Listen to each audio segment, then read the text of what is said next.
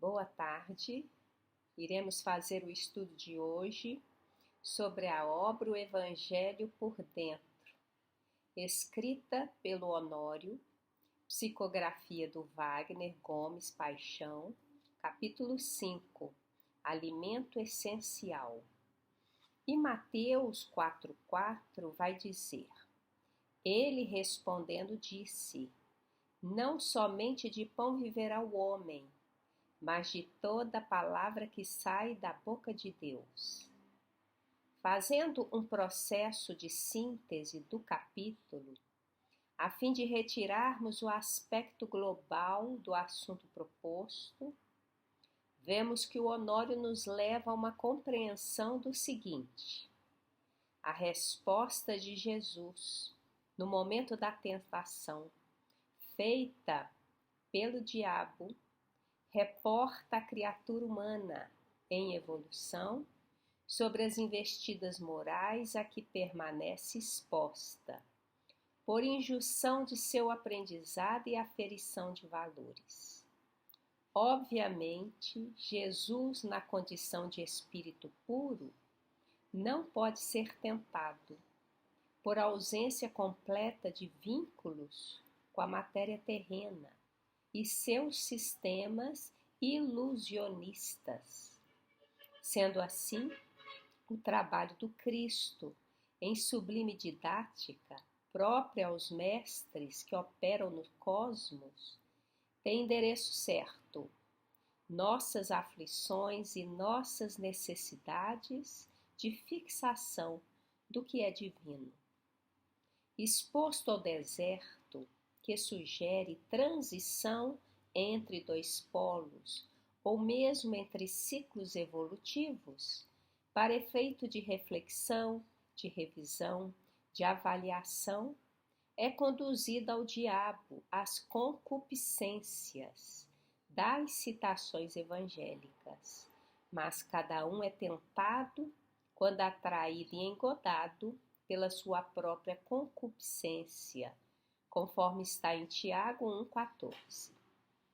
E isso porque nossa vida mental é conduzida segundo os interesses que nos dominam, expondo-nos a desvios ou renovando-nos perspectivas.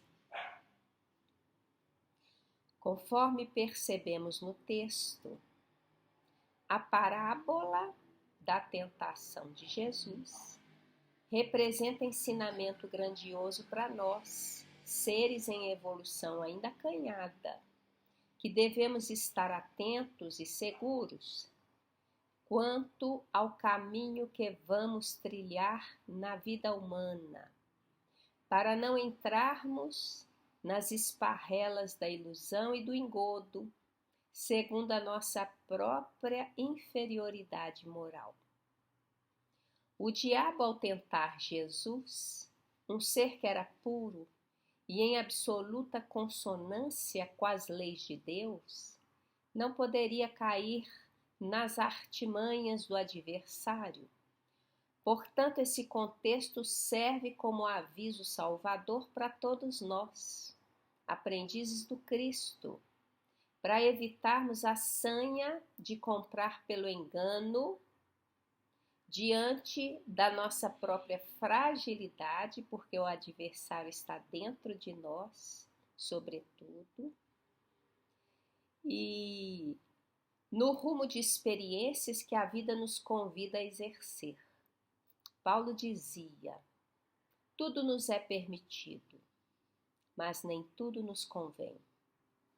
E esse fato se deu no deserto, que, conforme nos conduz Honório ao raciocínio essencial, significa transição entre dois polos ou ciclos evolutivos, após muitos investimentos da vida maior, que foi qualificando o ser, quando então a criatura é exposta aos mais variados modos de aferição, para ser aquilatado seu potencial, e em que nível ainda está gravitando em seus interesses e buscas. Daí ser na tentação método de aferir o valor real de si, que a pessoa é engodada em sua própria concupiscência ou promove a caminhada emancipadora para condições mais felizes, de acordo com os seus desejos. Para vencermos padrões repetitivos e alcançar a conquista de novos rumos salvadores, somente mediante a verdade cristalina da didática de Jesus, cujo requisito definidor é passarmos pela condição de testemunho e tentação para ver se somos aprovados ou o ladrão em nós nos sabota a felicidade. Daí assertiva, feliz o varão que é tentado. Abigail, nos seus 18 anos, era uma criatura encantadora, conforme narra Emmanuel no livro Paulo e Estevão, cujos olhos, profundamente negros, expressavam intensa vibração interior a falar dos mais elevados mistérios do amor e da vida. Ela, que vivia na placidez de uma vida simples, junto da pequena família, rodeada do carinho de flores mimosas cuidadas por suas mãos dadivosas, se viu de repente vítima de uma trama infeliz que a levou, juntamente do pai e do irmão Gesiel, para a prisão, acusados de cometerem um crime contra a autoridade local. O pai, que numa atitude infeliz, em reclamar a posse indevida de sua propriedade, numa atitude insana, revoltado com a situação, coloca fogo na área rural que lhe havia pertencido e o resultado foi a morte paterna e o banimento irremediável às galeras do irmão amado. Ao ver-se só, sem arrimo e destino, ela foi suplicar a um casal honesto e de boa índole a misericórdia de ser-lhes filha, pois que eles haviam perdido há pouco tempo o único filho do casal.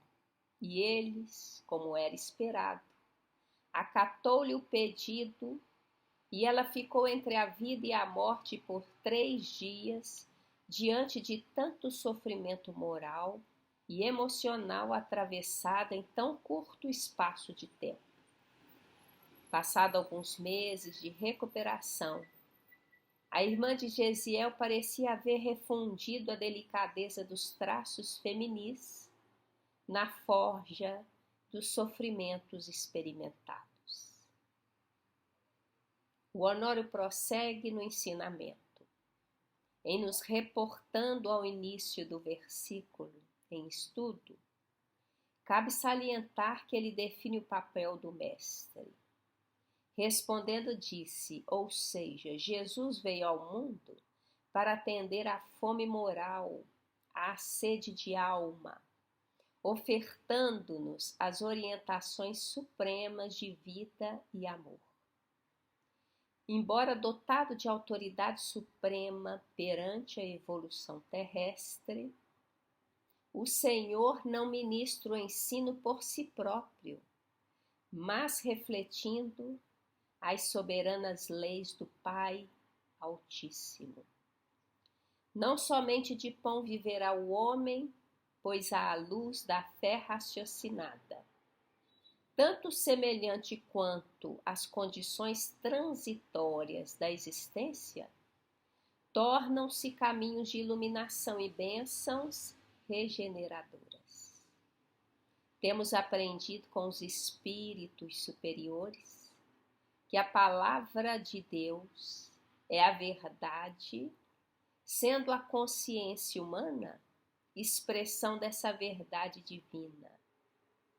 Não obstante os nossos desejos imediatistas ou mesmo caprichos e paixões acerca de pessoas e condições existenciais, por indução dos hábitos adquiridos no passado, atender a Deus, consoante Ele se expressa através da consciência, é a afirmação da legitimidade evolucional, quando a individualidade, mesmo em lutas de reafirmação moral, passa a experimentar júbilos até então desconhecidos.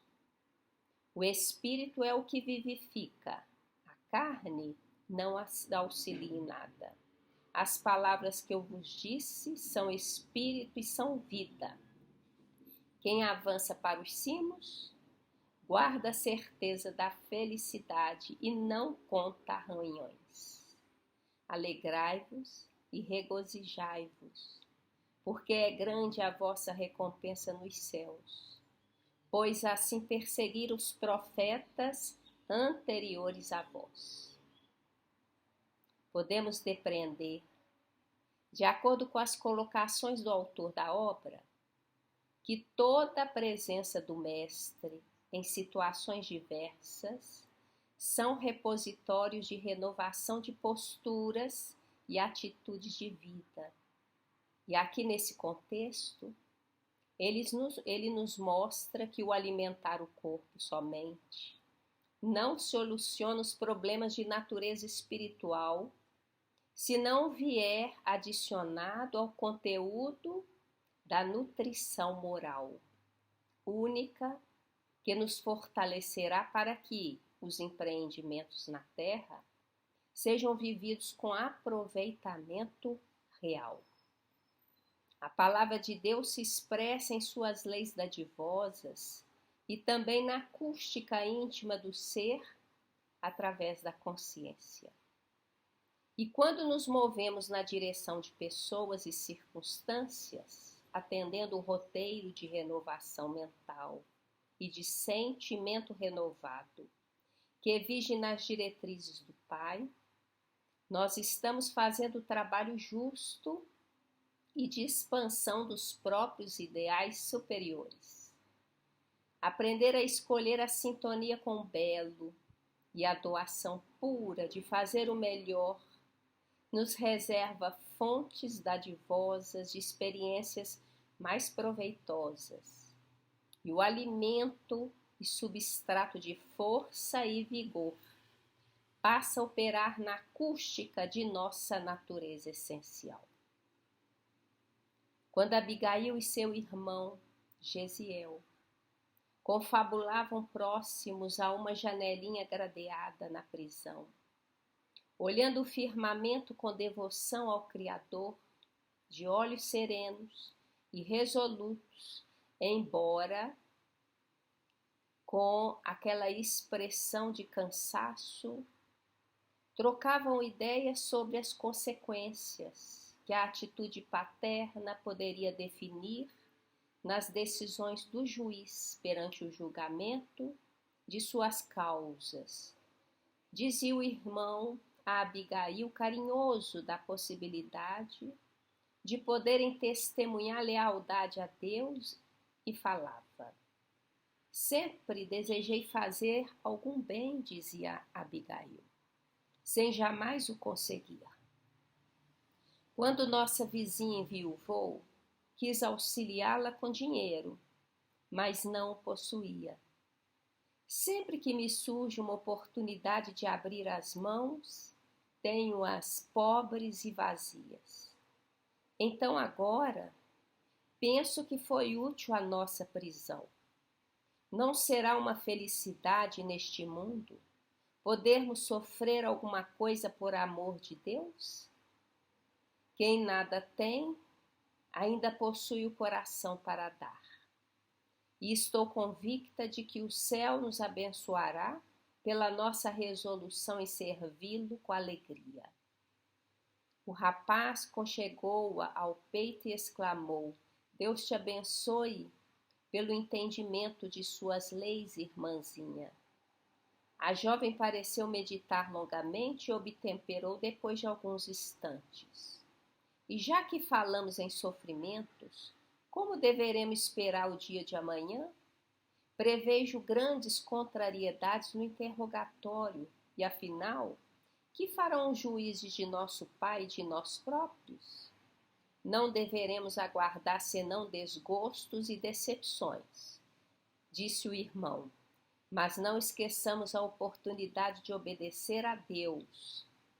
Quando experimentou a ironia de sua mulher nas desditas extremas, Job teve a boa lembrança de que se o Criador nos dá os bens para nossa alegria, pode enviar-nos igualmente os dissabores para nosso proveito. Se o papai for acusado, direi que fui eu o autor do delito. E se te flagelarem por isso, perguntou ela de olhos ansiosos, entregar-me-ei ao flagício com a paz de consciência. Se estiveres junto de mim neste instante, cantarás comigo a prece dos que se encontram em aflição. E se te matarem, Gesiel, pediremos a Deus que nos proteja. Abigail abraçou mais ternamente o irmão, que por sua vez dissimulava a custo a emoção que lhe ia na alma. A irmã querida constituíra sempre o tesouro afetivo de toda a sua vida.